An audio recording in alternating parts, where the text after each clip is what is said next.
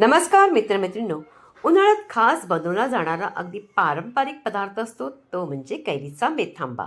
त्याची चव म्हणाल तर अगदी आंबट, गोड, चटपटीत आणि अगदी स्वादिष्ट असा लागतो. आपण त्याला पोळी, पुरी, पराठा, भाकरी, चपाती कशाबरोबरही खाऊ शकतात. भाजीची सुद्धा आपल्याला गरज लागत नाही. जर तुम्हाला बनवायचं आहे तर पूर्ण शेवटपर्यंत व्हिडिओ पाहायचे. तर चला, जास्त काही न बोलता पटकन रेसिपीला सुरुवात करूया.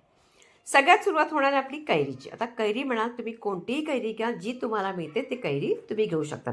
ह्याच्यामध्ये असं काही नाही की आपल्याला पर्टिक्युलर तीच कैरी घ्यायची, असं काहीच नाही. कैरी घ्यायची, स्वच्छ धुवून घ्यायची, त्याच्यानंतर देठाकडचा भाग काढायचा. सगळ्यात महत्त्वाचं म्हणजे मेथांबा करताना आपण अगोदर त्याच्या साली काढून घ्यायच्या.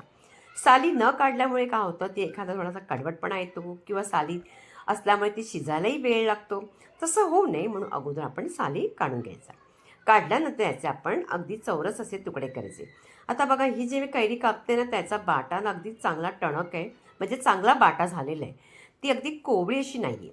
आणि जी दुसरी कैरी ना ती अगदी कोवळी आहे. ती कापताना मला त्रास जराही झाला नाही. पण हरकत नाही, जरी बाटा असला तरी तुम्ही त्याचे सगळे बाजूने काढून तुकडे करून घेऊ शकता. तर अशा पद्धतीने अगदी चौरस छोटे छोटेसे अगदी अगदी कैरीचे तुकडे करून घेतले.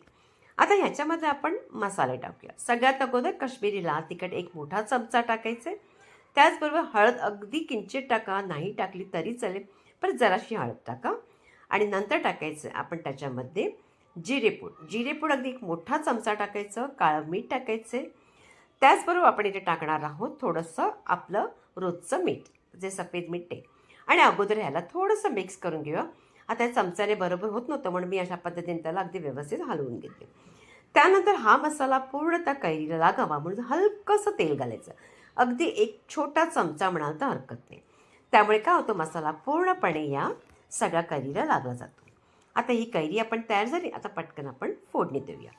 कढई ठेवायची. कढईवरती आपण तेल घातले 2 मोठे चमचे. तेल जसं गरम झालं तसं आपण 1 मोठा चमचा टाकायचे राई. आणि राई अगोदर त्याला तडतडू द्यायची. जशी राई आपली तडतडली की इथे ना मी कलोंजी टाकलेली आहे. नाही टाकली तरी हरकत नाही, 1 चमचा टाकायची. बडीशेप टाकायची, चव छान लागते म्हणून या सगळ्या अगदी जिन्नस टाकायची. 1 चमचा टाकायचा आपण त्याच्यामध्ये बडीशेप. अगदी सगळं अगदी व्यवस्थित त्या तेलामध्ये परतून घेऊया. आणि हे परतल्यानंतर आपण जी कैरीला मसाला लावला ती सगळी कैरी आपण घालूया. म्हणजे आपल्याला अशा पद्धतीने अगोदर ही सगळी जिन्नस लावल्यामुळे काय होतं, पटकन आपल्याला इथे जास्त वेळ लागत नाही. तर एक एक वस्तू आपण जिन्नस घालत बसतो, तसं करावं लागत नाही. आता फक्त मी परतले आणि त्याला झाकण द्यायचं अगदी 2-3 फक्त मिनटं. जास्त वेळ अगदी आपल्याला त्याला परतायची गरज नाही, का जी कच्ची कैरी असते लगेच आपली शिजली जाते. आता इथे घातलं आहे मी गूळ. आता 200 ग्राम मी कैरी घेतली आहे, तर मी घेतला आहे 100 ग्राम असा गूळ. जर तुमची कैरी अगदी आंबट असेल तर तुम्ही गुळाचं प्रमाण इथे वाढवू शकता. तुम्ही ते साखरही घेऊ शकता, तुमची चॉईस आहे, तुम्हाला जे आवडते. पण गुळाने अगदी हा मेथांबा छान लागतो. आणि आता थोडासा परतल्यानंतर आपण त्याला झाकण देऊया. आता झाकल्यानंतर अगदी पुन्हा 2-3 मिनिटं थांबायचे. पुन्हा त्याला मी पाहिलं आहे तर बघा, गूळ बऱ्यापैकी चांगला अगदी व्यवस्थित वितळला गेला आहे. आता आता काय होईल, त्याच गुळाच्या ह्याच्यामध्येच आपली कैरी लगेच पटकन शिजली जाईल. आता मात्र जास्त वेळही लागणार नाही. तर बघा, कैरी आपली मस्त अशी शिजली गेली. आपला मेथांबा अगदी छान रेडी झाला आहे.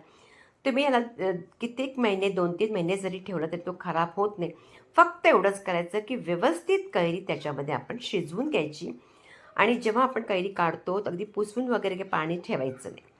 मेथांबा आपला रेडी झाला आहे आणि आपण आता त्याला काढायचं आहे. हा मेथांबा तुम्हाला सकाळच्या वेळी जेव्हा कधी असं वाटतं की आपण नाश्ता करतो, काहीच नसेल तर एखादा पराठा बनवायचा, चपाती बनवायची, त्याच्याबरोबर खाऊ शकतो. मुलांचा सगळ्यांचा आवडता आपला हा मेथांबा रेडी झाला आहे. मुलांचाच का, सगळ्यांचा आवडता झालेला आहे. ही रेसिपी तुम्हाला कशी वाटली, आवडली का? आवडल्यास जास्तीत जास्त लाईक करायचे, प्रत्येकांकडे शेअर करायचे. शॉर्ट व्हिडिओ पाहायला विसरायचं नाही. मी वेगवेगळे देते आणि पुन्हा भेटायचे आपण एका छानशा रेसिपीबरोबर.